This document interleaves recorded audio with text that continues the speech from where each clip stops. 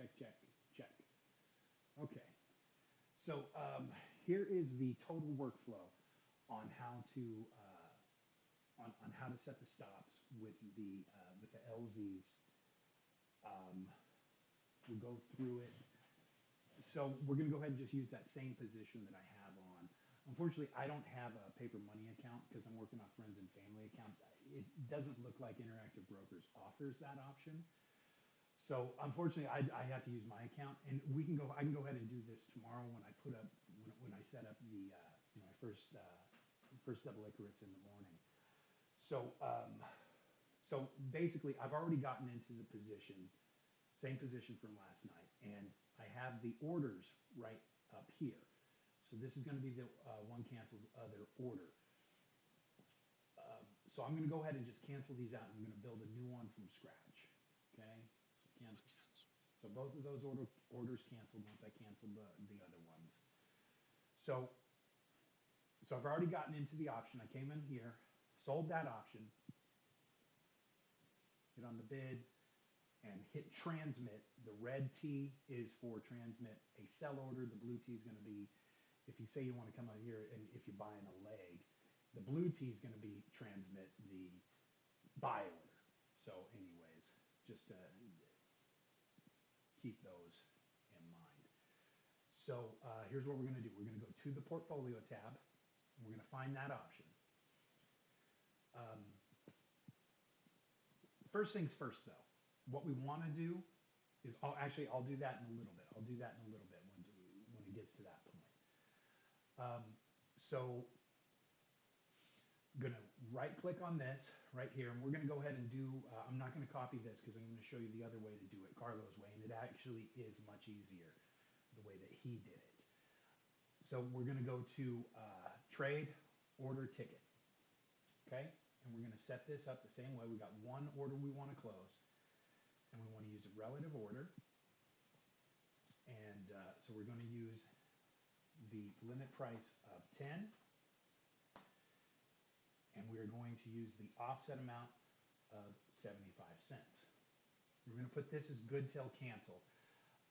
With the Icarus, you're not going to need to do good till cancel since it's just going to be a day order. But since I want to keep this open and longer than one day, I put the good till cancel order on for the 2-day to expiration trade. So now what we're going to do is we're going to go to conditional, and we're going to add a condition now. And the first condition we're going to add is going to be a time condition. So the time condition is going to be basically we want it to be less than for this first order. Okay, we want it to be less than or equal to, and then we're going to put the time in there. So the date is going to be December 23rd is when the expiration is going to come. And the time is going to be 12. I'm working off of Pacific Standard Time. So you'll probably want to do this on your time zone, whatever it is. I'm not sure where you're located, but this is going to be the time zone. This is where you're going to want to put it. And of course, if you're on the West Coast, this is going to be 3:54 and 59 seconds. And so click OK, and it's going to populate that there. Click Finish. Now we're going to add another condition to this. And the condition we're going to add is now going to be the actual order that we put on last night. So price. And so we're going to say the underlying SPX. And it's going to pop up this pop-up box. What we want to do is make sure that we hit options for this one. Okay? And so it's going to bring up the option chain. And so you got to make sure you're on the right expiration. And one thing is it may not show, it may only show 8 strikes. So what you can do is you can click on this right here where it's probably going to say 8 strikes like this. And so what you do is you click on that little box and you say, I want to go down and I want to show standard deviation number. And so it's going to give you an option here to put down in whatever standard deviation you're going to find that option in. My option is going to be within the 5 standard deviation. Yours are probably going to be closer. It's probably going to be closer for the Icarus, but just put 5 standard deviation. That's going to put a whole bunch of options on the actual screen for you. So go ahead and hit close, and it's going to open up all the way the options to the all the way up to the 5 standard deviation level. And so my option, of course, is going to be the 3500. And then you're going to go ahead and just select that option, and you're going to say default method, double bid ask, and it's going to be greater than or equal to the price, our stop price, which is going to be, I sold the option for 85 cents. The stop price is going to be 255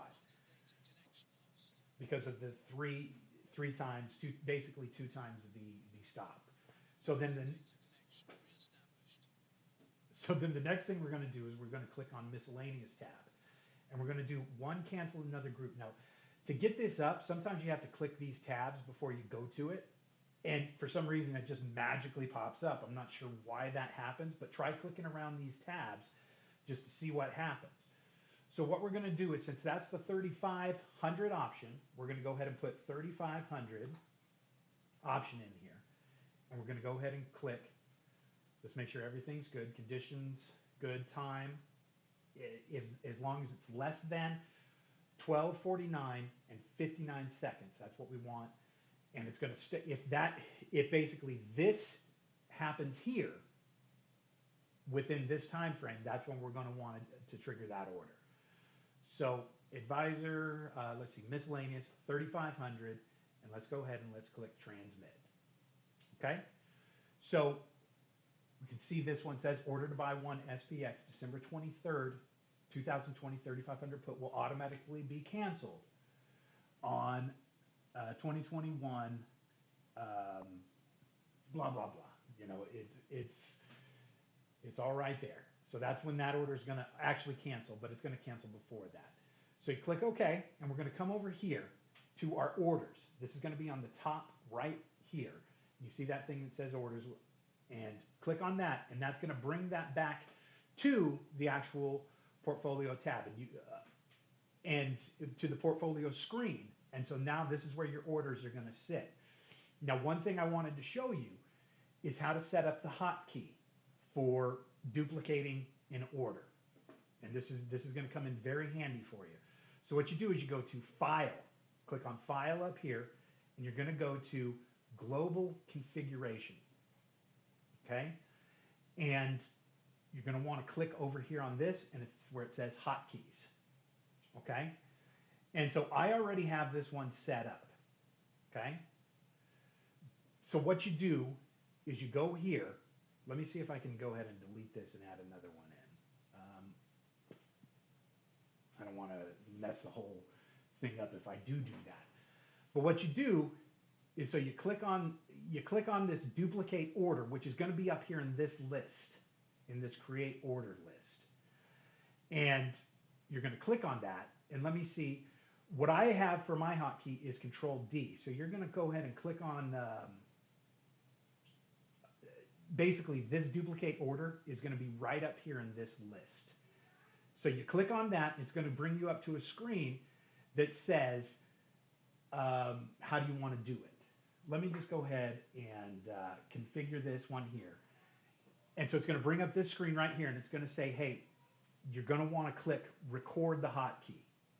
So you press any combination. So I'm going to say Control D, and that's going to be the hotkey now. You have to get into this, hit record, press Control D, and now that's going to be the hotkey. So we're going to go here, and you see it's here under these configured shortcuts.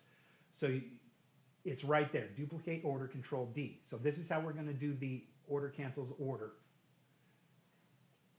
Now what we're going to do is we're going to click on this order, and we're going to press Control D. You see how it populated another order. So this is the order that's still active. What we're going to do now is we're going to click on this order, and we're going to modify it in our order ticket. And so we can come over here, and we can see this is going to all stay the same, but we're going to want to change the condition. So now we're going to click on this, and we're going to edit we're going to edit this time condition. We're going to say next. So now we're going to say, since it was less than that time, now we're going to want to say greater than that time. We want the time now to be greater than 12:54:59. Okay? and we're going to finish that one. And now what we're going to do is we're going to go ahead and just delete this order right here. So you can right click on that, click delete. And now we're going to add another condition, and it's going to be price of the SPX. So we click here on the SPX, click enter, and instead of saying options, we're going to go ahead and say index. And so we're going to say default method, just the last. And since we're going to be doing a put side, since we're doing the put side, the call side and the put side are going to differ on what the operator is. Since we're doing the put side, we want this to be, I'm trying to think about this because it's a little bit confusing. Operator is going to be, so we want, if we think about it, we want 1/3 of the VIX to be the stop out port price of the LZ zone, of the landing zone. So the price is going to be at 30, since the VIX right now is trading at 24.48, that's roughly 8 points. So if SPX is trading at basically 35.08 is when we want this order to trigger, to basically just sell out at wherever the price is. So at 35.08, so we want, if it's greater than or equal to price on the SPX 35.08.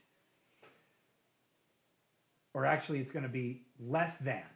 This is going to be less than because we want it to be less than that. When we set up the call side, say we have a call side of 36, we're going to want it to be, if it's greater than basically 34.92. So, or 35.92.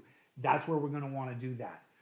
That's when we use them. So call side is going to be greater than, put side is going to be less than.